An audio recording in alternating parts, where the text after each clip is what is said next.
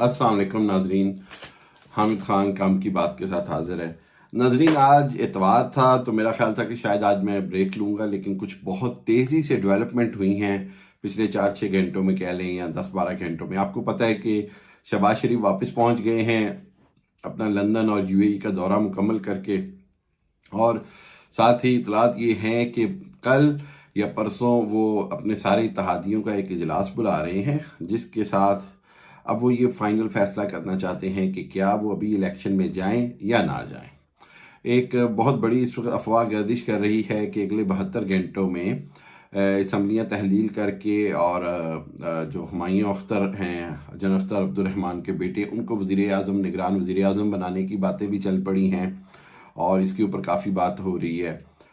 और ये बात जो है इसकी कुछ सराय तस्दीक भी कर रहे हैं। मैं पहले भी कह रहा हूँ कि 20 मई से पहले पहले लग रहा है कि हुकूमत को नए इलेक्शन का फ़ैसला करना पड़ेगा, असम्बलियाँ तहलील करनी पड़ेंगी।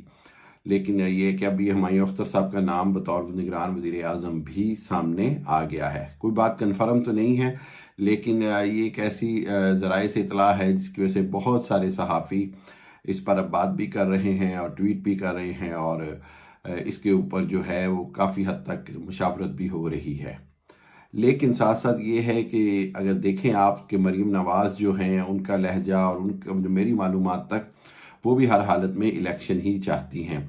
उसकी बहुत सारी अंदरूनी फैमिली की वजूहात भी हैं, पार्टी में ग्रिप मजबूत ना रहने की डर है और बहुत सारी वजूहात हैं। और दूसरी बात ये है कि वो ये समझती हैं कि शायद शहबाज शरीफ के ज़्यादा अरसा वज़ीर आज़म रहने से ख़ुद पार्टी को भी बहुत नुकसान हो सकता है और ख़ुद मरीम नवाज़ के लिए पब्लिक एक्सेप्टेंस कम हो सकती है। साथ साथ अहम तरीन बात यह है कि इमरान खान साहब ने ये जो 2 दिन से अपना सियालकोट और आज फैसलाबाद के जलसे में जो ये बात कहनी शुरू कर दी है कि उन्हें उनकी जान को ख़तरा है, उन्हें मारने की कोशिश हो रही है और कोई किसी तरीके से उनका भी हार्ट अटैक हो सकता है। उन्होंने उन FIA के अफसरान, खुसूसन डॉक्टर रिजवान की तरफ इशारा किया जो कि तहकीकात कर रहे थे शहबाज शरीफ और हमजा शहबाज के केस की, और उन्होंने कहा जी किस तरह की खाने में दवाइयाँ मिला दी जाती हैं जिससे इंसान को हार्ट अटैक हो जाता है। बहुत सारी बातें हैं और इससे कोई इनकार नहीं है कि जो कॉन्स्पिरेसी थ्योरीज या साजिशी नज़रिए होते हैं उसके अंदर ये सब बातें इंसान सोचने पर मजबूर होता है। बहुत सारी बातें माजी में होती भी रही हैं, लेकिन मैं ये समझता हूँ कि इमरान खान को मारने की हमाकत करने वाला इस वक्त अगर कोई भी गलती करेगा तो वो मुल्क का सबसे बड़ा दुश्मन होगा, मुल्क के वहदत का दुश्मन होगा और मुल्क की तकदीर से खेल जाएगा। इसलिए खुदा न खास्ता अल्लाह ना करे इमरान खान को कुछ हुआ तो बहुत नुकसान हो सकता है। और मैं ये भी कहूँगा कि पाकिस्तान के लिए ज़रूरी है, पाकिस्तान के वजूद के लिए ज़रूरी है कि एक मज़ीद किसी किस्म का सियासी इंतशार ना आए। बार बार लोग पूछते हैं कि इमरान खान को कत्ल कौन करना चाहता है, इमरान खान ने वीडियो में किस किस का नाम लिया होगा, इमरान खान के कत्ल से किसको फ़ायदा होगा, इमरान खान को अल्लाह ना करे कुछ हो गया तो फिर क्या होगा। ये सारी बातें बड़ी ख़तरनाक हैं। बात यह है कि इमरान खान बहुत सारे नाम तो ढके छुपे अंदाज में ले ही चुके हैं। आप भी जानते हैं, मैं भी जानता हूँ। इमरान खान बहुत सारी मिसालें भी दे चुके हैं। अमेरिका का वो वाज़े ऐलान और नाम ले रहे हैं, और ऑब्वियसली जो अमेरिका के हामी होंगे वो उस नाम के साथ शामिल हो जाएंगे। इसी तरह वो लोग जिनको इमरान खान समझते हैं कि जिनकी वजह से इनकी हुकूमत गई, उनके भी नाम शामिल हो सकते हैं। तो इसके अंदर कोई ज़्यादा, मैं कहता हूँ, रॉकेट साइंस नहीं है, बल्कि कॉमन सेंस की ज़रूरत है। लेकिन सबसे अहम बात यह है कि बज़ाहिर ये एक साजिशी नज़रिया है, कॉन्स्पिरेसी थ्योरी है, इसका कोई एविडेंस नहीं, कोई हकीकत नहीं। लेकिन चूंकि ये बात बड़े दिनों से कही जा रही है कि इमरान खान को रास्ते से हटाया जा सकता है, इमरान खान का अंजाम भुट्टो, लियाकत अली खान और ज़िया उल हक जैसा भी हो सकता है, और बेनज़ीर भुट्टो को भी हमने देखा। इमरान खान को खामोश कराने का अगर कोई तरीका ना रहा तो फिर कोई ऐसा तरीका इख्तियार किया जाएगा।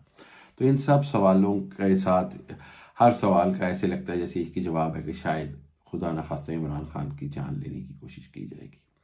मैं ये कहूँगा कि इमरान खान की जान लेने की कोशिश करने वाले किसी सूरत भी कामयाब नहीं होंगे, अल्लाह के हुक्म से। अल्लाह ने जब तक उसकी ज़िंदगी लिखी है।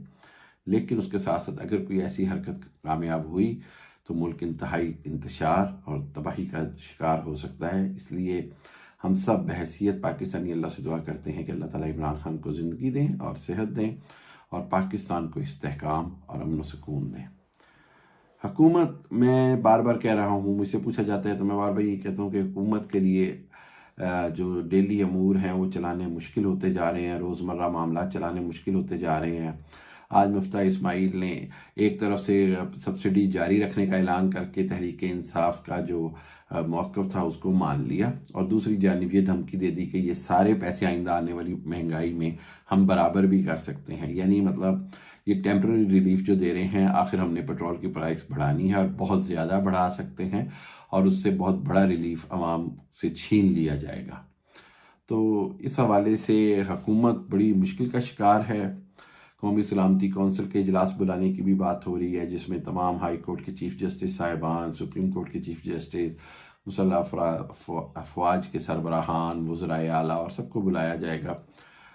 مقصد یہ ہے کہ شہباز شریف نے، ایسے لگ رہا ہے کہ جو 3 دن لندن میں قیام کیا، اس میں ایک فیصلہ کیا گیا ہے جو میں بار بار کہہ رہا ہوں کہ کسی بھی حالت میں سارا ملبہ خود پر نہ ڈلوایا جائے، اور اگر اس حکومت کو چلانا ہے تو پھر سب اتحادیوں کی مرضی سے، اور جو IMF کے ساتھ مذاکرات ہیں ان میں ان کی شرائط اگر ماننی ہے تو ان شرائط کے ماننے میں جو پبلک پر دباؤ پڑنا ہے مہنگائی کی شکل میں، اس کی ذمہ داری سب لیں گے اور سب کو لینی ہوگی، چاہے وہ زرداری صاحب ہوں، فضل الرحمان ہو، BNP مینگل ہو، یا کوئی بھی گروپ ہو، پاکستان مسلم لیگ نواز ہو، پاکستان پیپلز پارٹی ہو، سب مل کر اس برڈن کو اٹھائیں گے تو وزیر اعظم شہباز شریف اس کو آگے لے کر چلیں گے۔ ورنہ جیسے کہ میں بار بار بتا رہا ہوں کہ 20 مئی سے پہلے کوئی بڑا فیصلہ تو ہو ہی سکتا ہے۔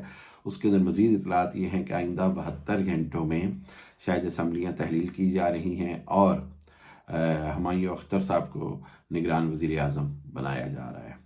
دیکھتے ہیں آئندہ 72 گھنٹوں میں کیا ہوتا ہے، لیکن یہ چند ایک سوالات ہیں جن کے جوابات جو میری معلومات تک بنتے تھے وہ میں نے آپ کو ضرور دیے ہیں۔ باقی اللہ تعالیٰ پاکستان کی حفاظت کرے اور آئندہ آنے والے دنوں میں حالات جو ہے، ملک کی معاشی حالات اور ملک کے جو سیاسی اور سماجی حالات ہیں وہ بہتری کی طرف جائیں۔ اپنا سب کا خیال رکھیے گا، میرے چینل کو سبسکرائب کرتے رہیں۔ Thank you very much. اللہ حافظ۔